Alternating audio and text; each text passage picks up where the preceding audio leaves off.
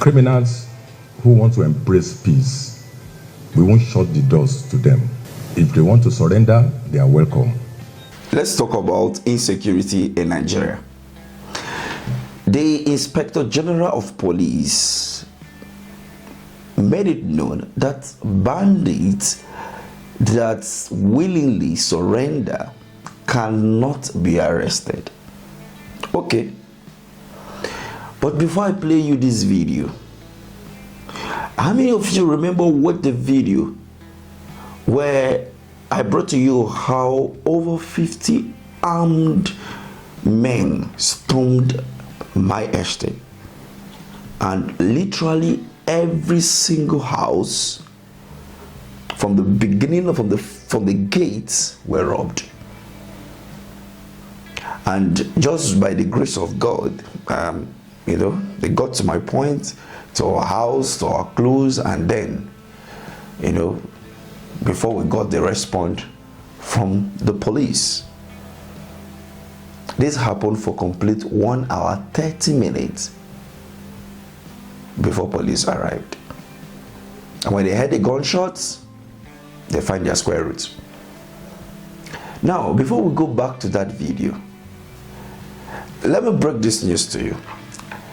For those of you that are not aware, that this Arise News anchor was assassinated yesterday. Early hours of Monday morning, she was assassinated in Katampe in her house by armed robbers. As a guest when she participated and won the Miss Tourism Nigeria pageant, Sumi went on to represent Nigeria at the Miss Tourism World pageant in Guangzhou, China in 2023. In September 2024, she joined the Arise News team, where she has made her voice count as a news anchor, news producer, and a reporter. Trump announced on Saturday that India and Pakistan have agreed to a full and immediate ceasefire. According to the news, they said that the robbery incident that happened in her home in Katampe led to her death. Okay, let's come to think about this. Could it be she was struggling with them? Was she caught in, bullets flying around? Or could it be that one altercation happened? Why? Or was it that they came just to assassinate her and then do it in such a way that they want to rob?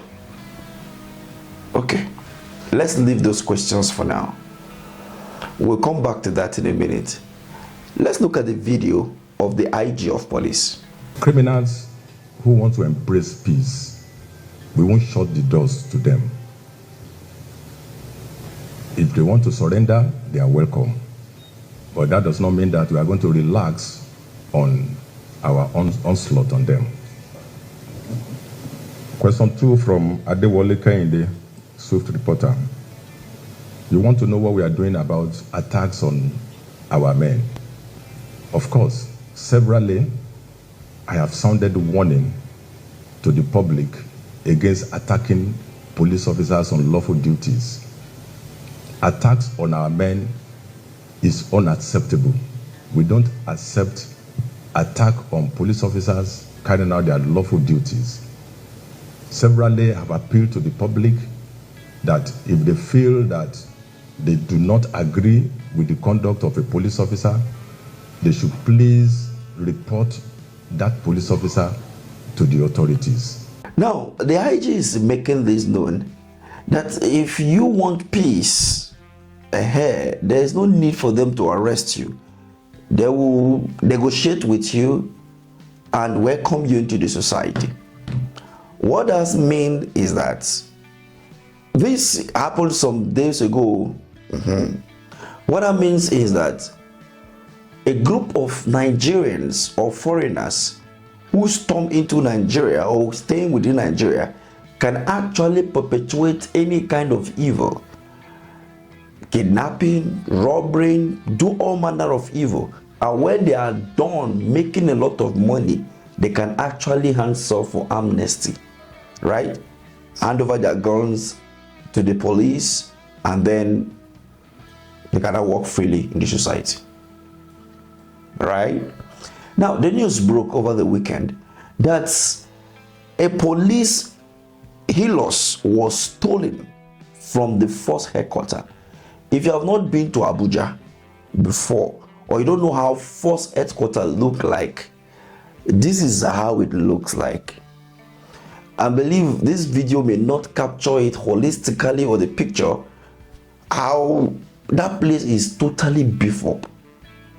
In fact, pedestrians are not allowed close to the force headquarter, but that is where they stole a helos from, according to the news.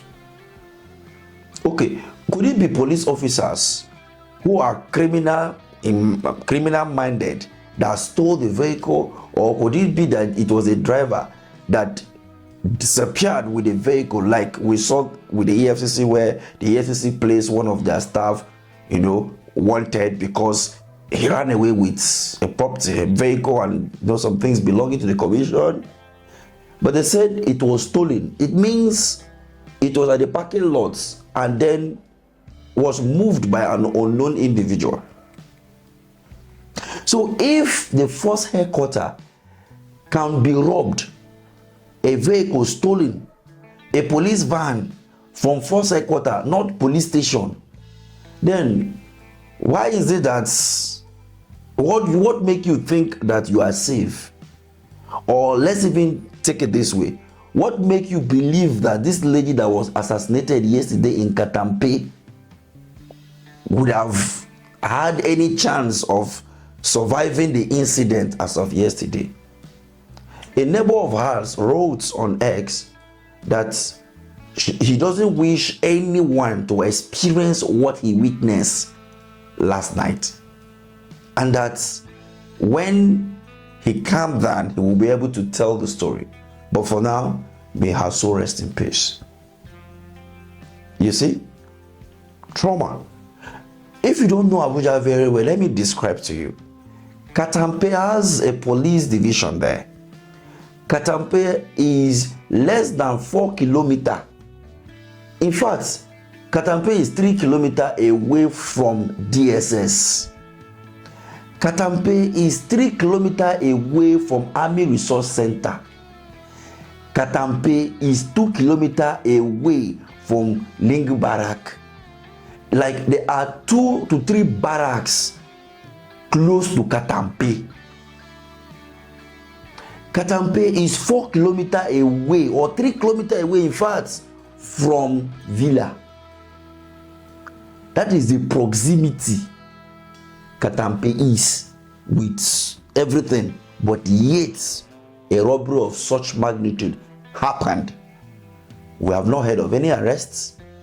We have not heard whether the police, were able to respond on time, or we have not heard anything. All we learned was that Arise News anchor was killed during a robbery. Could it be she was coming back from work and then she ran into them? Who knows? That is the Nigeria we find ourselves. Like I told you people, there is a force command less than 2 kilometers from my estate, and there is a police station also within that jurisdiction. All were called upon, but it took them more than an hour to get to the estate when that robbery happened 2 months ago, or a month ago rather. So you see, even the police officers are scared of their own life, because even when you look at the ammunition given to them, can it even match with what the other people are carrying? That's another different question. Now we are reading on the news that police, force headquarter, they came and took away a vehicle from force headquarter. Really? And less than 48 hours, there is such robbery that went. Oh no. A 29-year-old lady. If you don't know, check her videos on Arise News, Arise 360. She anchored that program. She talked about fashions and all of that. Such a sad day, sad news, but we have to talk about it. So what is the hope of the common man in Nigeria today? What is the hope? So we need to find a way to protect ourselves. If you have the resources to get security gadgets for your house, please do. At least before police will come, if I thought they will come, at least get the gadgets for your house. If you can arm yourself to defend yourself, at least do not die like a chicken. At least before they take you down, at least take 5 people down. If you can, arm yourself and defend yourself. The other way around, community, in your community, you have to find a way. You don't have to be keeping long face with your neighbors, right? So you have a good communication within your community, so that if there is an issue, you can come together to form an alliance and see how you can tackle insecurity within your community. The government will not come for you. The security apparatus, themselves are being robbed. Abuja is not safe. If you don't know, oh God. People were running away from far north and some other part of the country thinking that Abuja is safe. Oh, yeah, I'm going to show you the broad day afternoon, hot afternoon in Apo,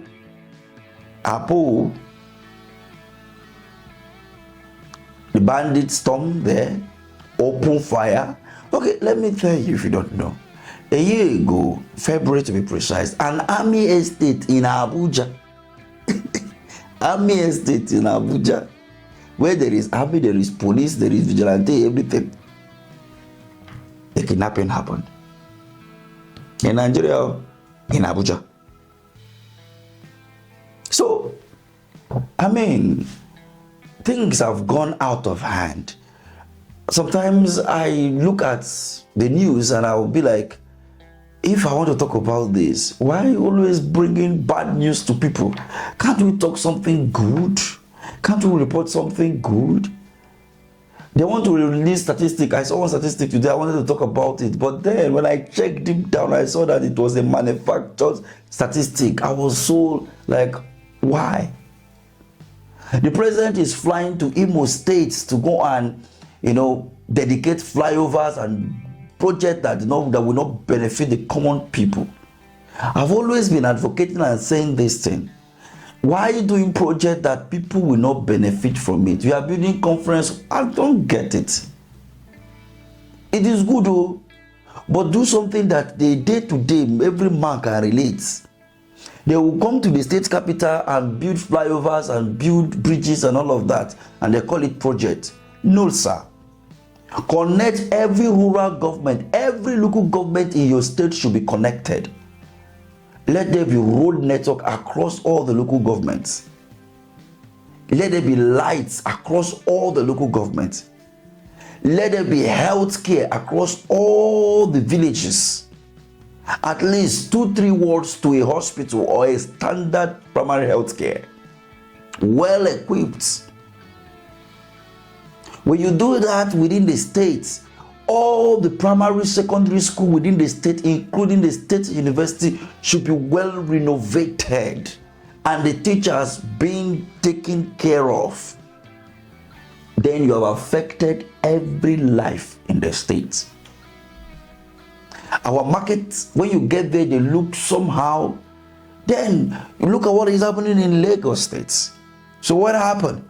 You go to all those marketplaces, you renovate them, because you are even generating revenue from those. What are you using the money for? Renovate those places, put fire service, everything in place. And then what happened? Then when you ask these people to pay tax or to pay so kind of amount of money for rent and all of that, at the end of they will do pay. But when you don't, you turn around to tell people to do this, how we know now? The other day, See, the hunger wey dey this country, and things going on in Nigeria today. Just a month or two ago, my dad called me and was like, look, they stomped into our house and I've removed every single wire in the house because nobody's in the house. Like, this house, no be say that new house where they build. We have been living in this house before, and nobody is living in that house now because nobody's in that state now. Everybody is in their me I did my house, my sibling did their house, and my father is not living there. He's in his own place of work. And then somebody went there and all the wiring of the house, he removed every single thing. Our house is 200 meters away from the police. It's just facing the police station. But what happened? Even when investigations were carried out, oh God. See, the generator that was stolen, they removed the tank, drop it, carry this that went. Till now, we have not got anything from the police. So we don't know the investigation they have done to show us that, okay, they have done, we have given them some evidence and all of that. Okay, nothing. No one has been arrested, nothing. Everything just went like that. We have to start rewiring the whole house like a new house in this economy. You know what it means? So, this is the kind of country we find ourselves. And mind you, not that the house is under a care.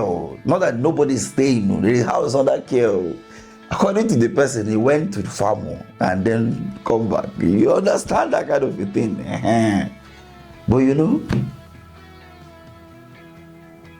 so this is the kind of country we find ourselves. And I'll continue to emphasize this. If he never touch you, you go think say, na lie, they lie.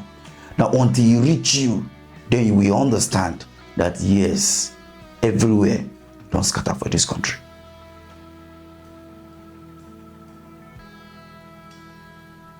May our eyes never see. Let me have you take a the comment section. And may the soul of this beautiful lady rest in peace. And my condolence to her family and that of Arise Television. Is a loss to the whole body of journalists across Nigeria, of which I'm part of them. And my condolence to the family. May her soul rest in peace.